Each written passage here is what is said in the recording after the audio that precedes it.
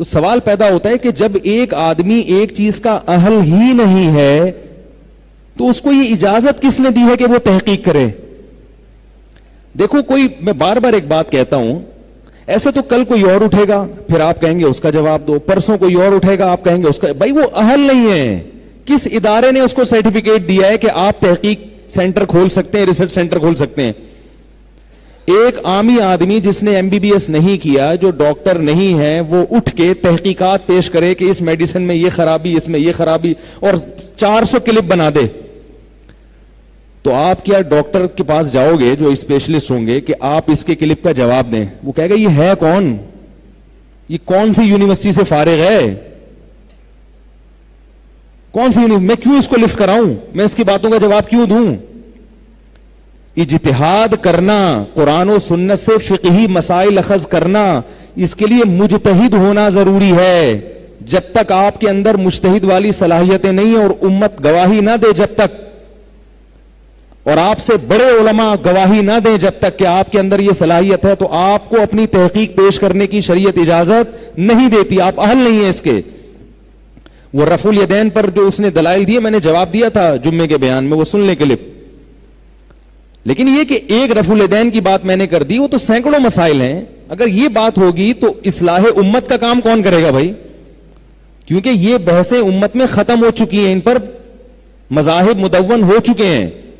اب نئے سرے سے ان بحثوں کو اٹھاؤ گے تو علماء کی صلاحیتیں ضائع ہوں گی. تو جو آدمی اہل نہیں ہے، دیکھو ایک مثال دے کے بس میں آگے چلتا ہوں.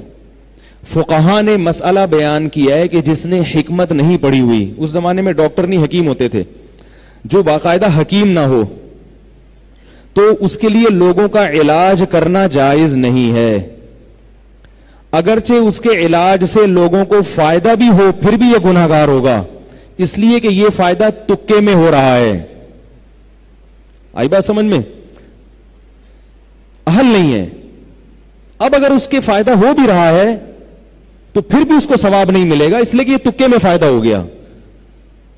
یہی وجہ ہے کہ کسی بھی کہیں بھی دنیا میں آپ کلینک کھول نہیں سکتے جب تک آپ کے پاس آپ ڈاکٹر نہ ہو یا حکمت کا سرٹیفکیٹ نہ ہو. پاکستان میں بھی خلاف قانون ہے، یہ جو جگہ جگہ عطائی حکیم بیٹھے ہوئے ہیں نا، خلاف قانون ہے، یہ اجازت نہیں ہے ان کو. کوئی بھی آگے بیٹھ کے کلینک کھول لے اور چورن چٹنی بانٹنا شروع کر دے لوگوں کو، وہ چاہے کتنے ہی دعوے کرے، بولیں گے بھائی آپ کس ادارے سے؟ حکمت کا علم آج تھوڑی ہے، وہ تو صدیوں سے چلا آ رہا ہے نا. تو کون سے ملک کے بڑے بڑے حکیم ہیں جنہوں نے آپ پر اعتماد کر کے کہا کہ ہاں یہ بھی اہل ہے؟ وہ تو آپ سے دستبردار ہیں. حکیم مرسلین کہتا ہے مجھے بھی اس سے تعلق نہیں ہے، حکیم سعید وہ کہہ رہے ہیں میرے بھی اس سے کوئی تعلق نہیں ہے. بڑے بڑے جتنے دنیا کے حکیم ہیں وہ کہہ رہے ہیں بھائی اس نوجوان کو میں نہیں جانتا، یہ پتہ نہیں کون ہے، کہاں سے آیا. اب اگر آپ اس سے چورن چٹنی لینے جاؤ گے تو یہ آپ کے بے وقوف ہونے کی علامت ہوگی، چاہے وہ چورن کتنا ہی فائدہ پہنچائے. اگر وہ فائدہ پہنچا رہا ہے تو سمجھ لو اس کے سائیڈ افیکٹ اس سے زیادہ ہیں، سائیڈ افیکٹ زیادہ ہے، وہ آپ کو بعد میں پتہ چلیں گے. جو لوگ انجینئر صاحب کی باتیں سن رہے ہیں نا، ان کو فائدہ ہو رہا ہے، ان کو فائدہ پتہ چل رہا ہے، سائیڈ افیکٹ پتہ نہیں چل رہے. ایسی تباہی آنے والی ہے، آپ کا سارے علماء سے اعتماد ختم. کچھ دنوں میں آپ انجینئر سے بھی ہاتھ کھینچو گے اور آپ ایک نیا فرقہ بن کے سامنے آؤ گے امت کے. یہ ہوگا.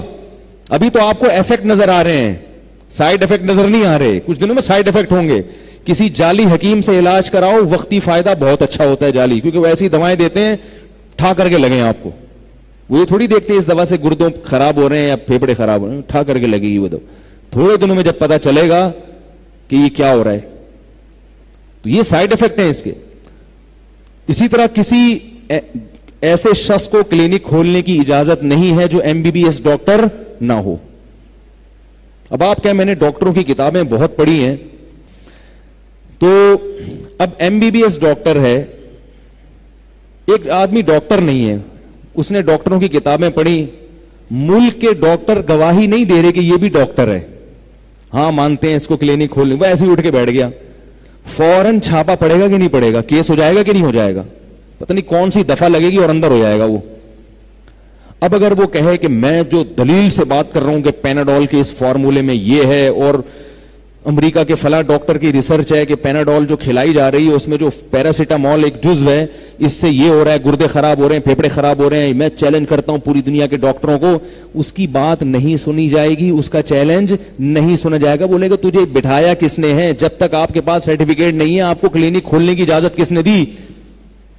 لیکن ہمارا دین اور اسلام اتنا یتیم ہو گیا ہے کہ جو نتھو پھتو اٹھتا ہے بیٹھ کے فتوے جھاڑنا شروع کر دیتا ہے، اور پبلک اس کو زیادہ سنتی ہے کیونکہ وہ نئی نئی باتیں لا رہا ہے مارکیٹ میں. لوگوں کو عادت ہوتی ہے نیا سننے کی. لوگوں کو عادت کیا ہوتی ہے؟ یار یہ تو سب کر رہے ہیں، 5 نمازیں فرض ہیں، یہ تو سبھی کہہ رہے ہیں، یہ اتنا تو کوئی نئی چیز لاؤ نا. تو یہ عجیب عجیب سی چیزیں. اب آپ کہہ سکتے ہیں وہ کون سی نئی چیز لے کر آ رہا ہے. یہ بھی عجیب بات ہے، یہ نئی چیز لاتے ہیں مگر لیبل پرانا لگاتے ہیں اس کے اوپر. یہ نیا فرقہ بناتے ہیں مگر لیبل کیا لگاتے ہیں؟ ہم فرقہ واریت نہیں پھیلا رہے، ہم ختم کر رہے ہیں. یہ زبان سے کہتے ہیں ہم دوسروں کی نفی نہیں کر رہے، مگر طرز عمل کیا ہوتا ہے؟ ان کو سننے والا سب سے بددل ہو جاتا ہے. تو نفی کر رہے ہیں.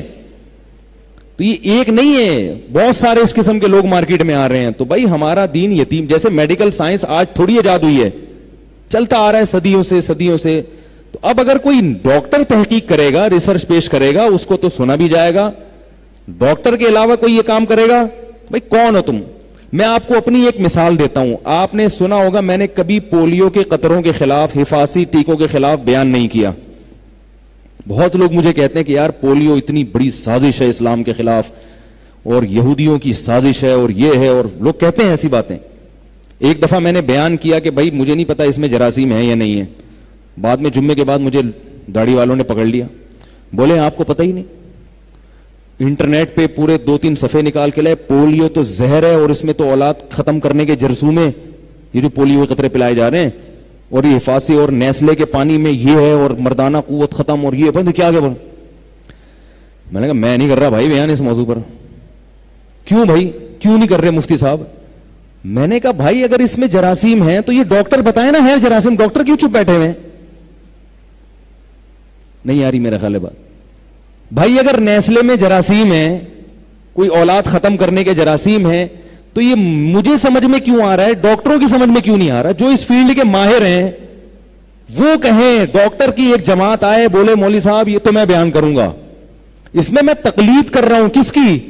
ڈاکٹروں کی. کیونکہ جب میرے پاس میڈیکل سائنس کا علم نہیں ہے تو میں یا تو میڈیکل سائنس کا علم حاصل کر کے ڈاکٹر بن کے تحقیق کروں، اور اگر میں تحقیق کا اہل نہیں ہوں تو تقلید کروں. میں نہ محقق ہوں کہ تحقیق کرتا ہوں اور نہ مقلد ہوں، تو پھر میں کیا بنوں گا؟ پھر تو جاہل ہو جاؤں گا نا میں. 2 ہی راستے ہیں شریعت میں، یا تو علم حاصل کر کے مجتہد بنو، براہ راست تحقیق کرو قرآن و سنت سے، اور اگر مجتہد نہیں بنتے تو کسی مجتہد کی تقلید کرو.